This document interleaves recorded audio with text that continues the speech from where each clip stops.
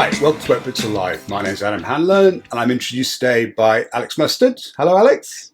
Hi, Adam. Nice to see you. Do you like my t-shirt? I like your t-shirt. I was about to say, what a nice t-shirt that is. There you are. You got it in before me. So today we're going to talk about some of the unsung heroes of the imaging process, and that's these little chaps, memory cards. And I thought I'd start off as usual by kicking it straight to Alex and asking what memory cards you use, or which memory cards you use, Alex. Well, I guess down the years, lots, but Yep. for the last 8 or so years since the D4 came out, I've always used XQD cards because the D4 came with them. Yep. It seemed obvious that that was the future to me at that point, and I got XQD cards at that size, which is a Sony format, but I know Lexar and others make them now. And this is the one for my D850. It's just here on the desk. And these are the ones I use. This is the only really big one I have. This is the 120. Yep. I have one other 164, which is in my other D850, and then all the other two I've got, which are 32s. I think I have two 32s and a 16, and they're in the D5. Yep. I'm not someone who has hundreds of memory cards. I honestly have taken, down the years, I've probably taken 90% of my underwater digital pictures on probably 4 or 5 different cards. Yeah. You know, I've just used cards, the same card again and again and again and again. Yeah. I don't, and my workflow with cards, this is one of the early ones that did a lot of early work back in the early days. This is a compact flash. I'm getting confused with the names now. No, it's microdrive. No, but it's the size. It's a compact. It's a compact flash. Yeah, it is. Yeah. It's a compact flash size card. Yeah, sorry. This is one of the very early. This was absolute state of the art.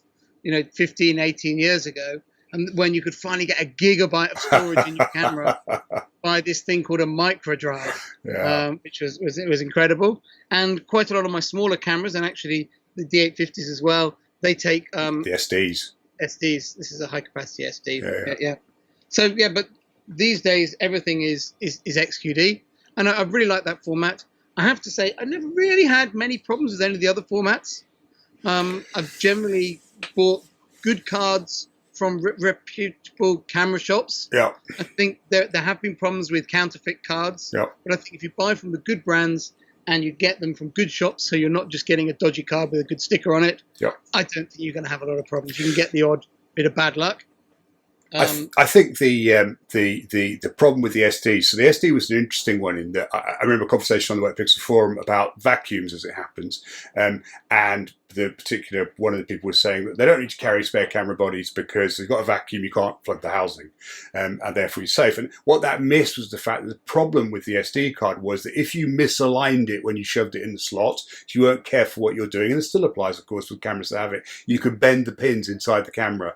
And once you bent the pins, it's very hard to straighten them and get them right again. So I think the XQD format. One of the reasons for the XQD format was the format was designed to get rid of these potentially bending pins. So that's a distinct advantage. It makes it more robust. I have to say though, I have had a problem with an XQD card, in that on one of my XQD cards when I was in the Maldives in November, the front part of it all broke. Yeah.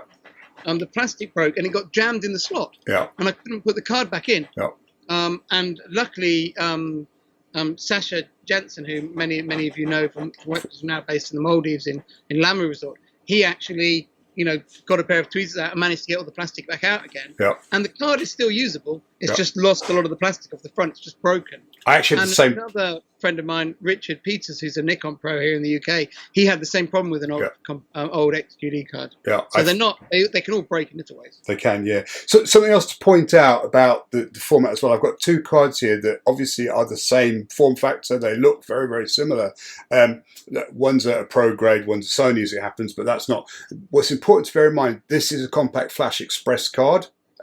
Which is the latest format, and you can use this, for example, with Nikon Zs, Z series cameras. There are obviously various others. This is an XQD. they will both fit in the same cameras, but the Compact Flash Express will not work currently with D500, D850, D5, D6. Or it might work with D6, but so it doesn't work. So you've got to be a little bit careful when you go out buying cards. The one you want is XQD, not Compact Flash Express, unless you've got a camera that supports Compact Flash Express. As I say, they look identical. They both fit in the slots. And actually, I've shoved this in error into my D850. It just says it doesn't recognise the card format or something like that. I didn't know that. Although I have to say, I think some of the newer XQD cards don't work in my old D4.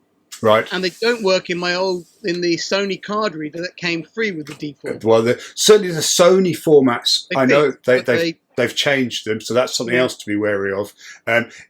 In general, the idea is they'll always be backwards compatible. So a camera that works with Compact Flash Express will work with XQD, but a camera that works with XQD isn't necessarily forwards compatible with Compact Flash Express. Now, Nikon have been promising an update for the D850, D500 since late last year. That would allow Compact Flash Express use. Nothing's happened. Who knows? I mean, it's Nikon. So it was actually the same with these when the high capacity ones of these came out. It caused that same issue that older cameras couldn't use the high capacity ones. Yeah. So yeah, there are things like that. But I think what's also for me part of it is I don't tend to have many cards because I just keep reusing the same card again and again and again. Yeah.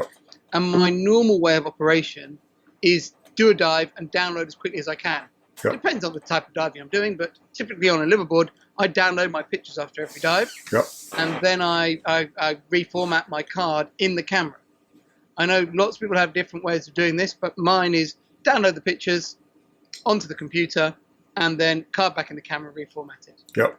And that's my way of working, and I have had very, very few problems down the years with cards getting themselves in a mess and not be readable or anything like that by following that. I think this is one of the things that you mentioned, Alex, is an important with that particular workflow. Obviously, that avoids a lot of people tend to choose cards that are very, very high capacity, and as a result, possibly tend to not download their images often enough.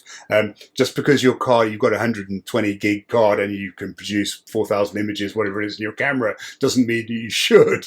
And one of the tricks really is to make sure that you're regularly offloading whatever you've got on the card onto other mediums, so that if there is a card problem or a camera problem, you don't lose everything. And this is really, really important. I remember Martin Edge in one of the early editions of Underwater Photographer, or one of the early digital versions of Underwater Photographer, when he talked about digital stuff, he talked about the fact that he deliberately used small cards because it forced them to change them regularly.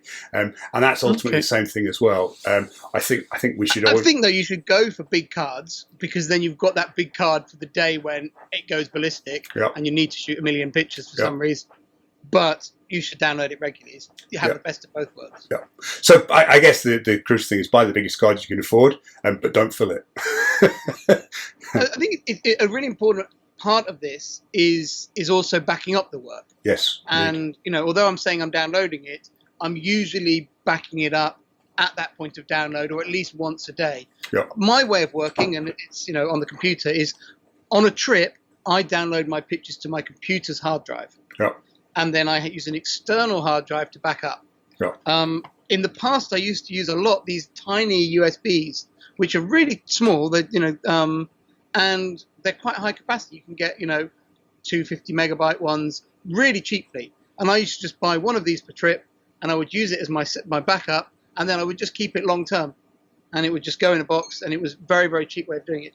I have to say, since I moved my computer over to one that had USB-C rather than old style USB, I've gone over to using external drives, and I really like these Samsung solid state drives. Yeah. I don't get massive ones. These are both just 1 terabyte, plenty to do a handful of trips on without any big issue. Yeah. And I tend to the reason I have several is I often haven't worked on in normal life when we're not traveling.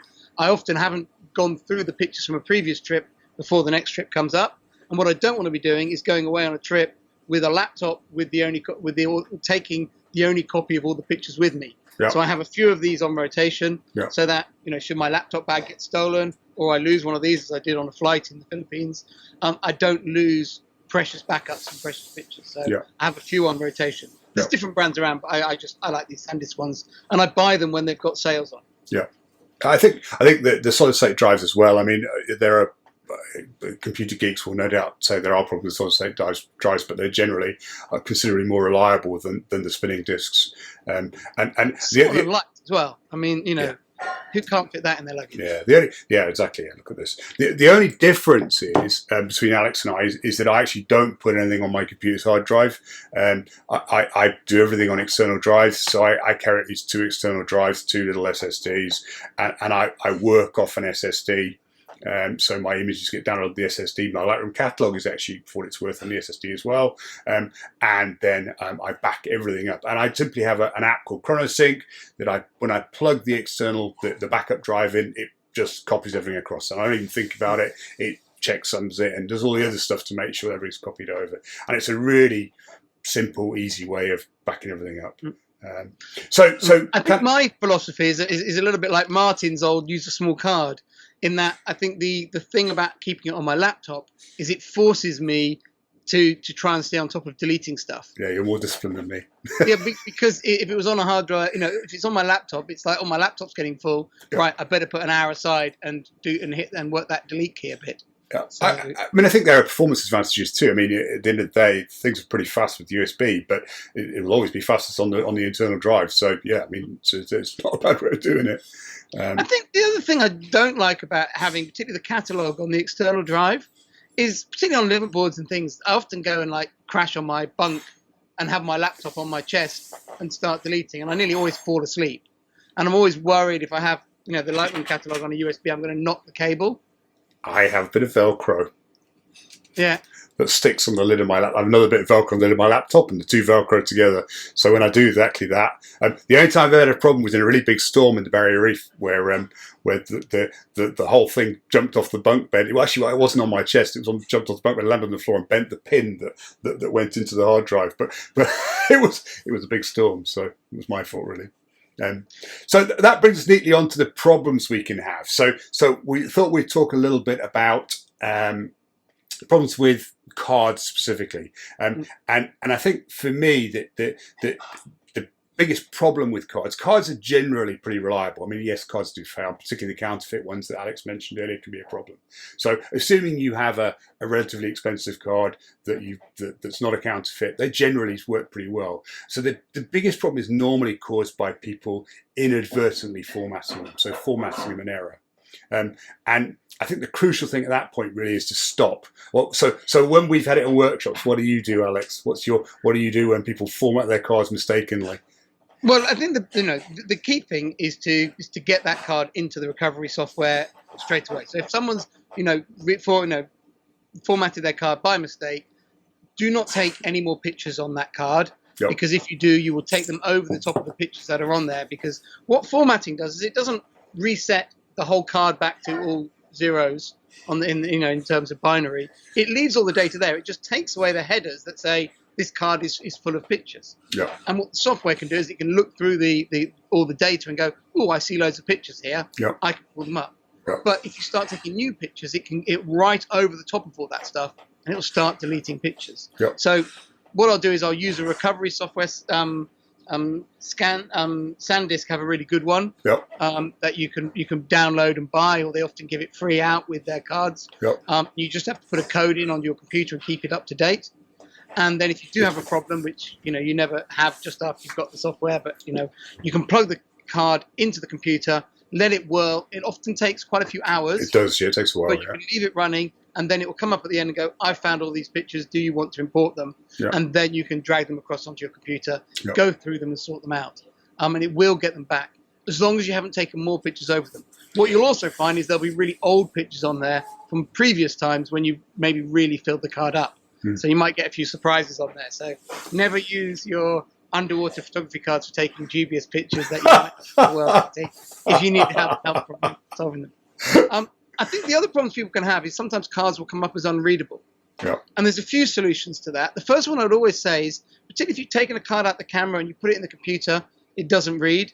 Take it out, put it back in again, try restarting the computer. It can help reset the USB ports, things like that, which can help it get readable. Yep. If all that's not working, put the card back in the camera, take one more photo, Yep. turn the camera off, take the card out and try again. Occasionally people will pull the card out when the camera's still writing to it. Yeah, it's a problem. And that can cause some problems with it being readable. Yep. Putting it back in the camera, making sure you take a picture, let the camera rewrite the last file can help things. Yep. So little tricks like that can help save you and get things working. People shooting in continuous, either continuous high, continuous low, bear in mind that although you're seeing pictures appear on the screen, the camera will often be writing some considerable period after you finish shooting. And frequently what will happen is people will pull the card out. So the rule generally is before you remove cards, the camera needs to stop doing whatever it's doing. So ideally switch the camera off.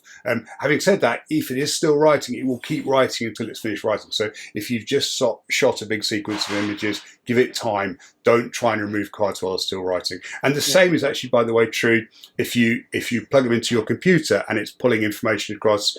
Try not to disrupt that process either. It happens because you bump the plug and the plug falls out. Whatever, the USB falls out. But in general, those are the sort of things that do give any kind of flash memory a problem. So try and avoid disrupting. Cameras have a light flashing on the back. They do, Most of them have a little LED on the back if the camera's busy to Yep. warn you about this. Yep. That said, most of the time underwater photographers aren't able to get to their camera immediately after shooting. Yep. But what can cause people issues is actually they can put their camera down on a bench to work on it, rest it against the shutter, and the camera takes a load of pictures, and then they try and pull the card out, and they think, oh, well, I wasn't taking important pictures, it was just black pictures of the inside of the port, but they still take just as long to write. As far as the camera's concerned, it's still a picture. Yeah, it's an interesting conundrum. But if all that fails, occasionally, you might need to revert to the software again in that situation. Yeah, I must admit, the other thing I was going to mention, really, this was a story of my own expenses. That years ago I bought as it happens, it was an XQD card, but it was fairly expensive, and I put it in my camera, and it worked fine for a while, and then I started getting errors on it. And because I paid quite a lot of money for it and all the other bits and pieces, I was kind of reluctant to accept this thing. So I formatted it and I formatted it. If a card is giving you a hassle, it's time to retire that card. Format it once, maybe, get the pictures off it, format it again. And after that, you're still getting hassle from it. Really, it's simply not worth the potential loss of data to keep that card in service, even if they are expensive. But even then, compared to the cost of your trip and the cost of the camera gear you're using, everything else, it's a relatively small expense. So, don't push it. They do fail. If one looks like it's failing, it's probably high time to replace it. I just thought I'd mention that. Thank you very much, Alex. No worries. Sounds like your lunch is getting ready. Yeah, I think it is. Time to go. My stomach's saying my lunch is getting ready. Sounds great. Thank you very much, Alex. So people obviously can find your images on Instagram at AlexMustard1 on Instagram and Alex_mustard on Twitter. There we go. Excellent. Thank you very much. I'd like to thank our sponsor for this episode, which is Reef Photo and Video. And I'd like to thank you all for watching very much. Please feel free to add a like if the episode was useful. And also feel free to add comments or suggestions in the comment section below. Thank you very much. I look forward to seeing you again soon.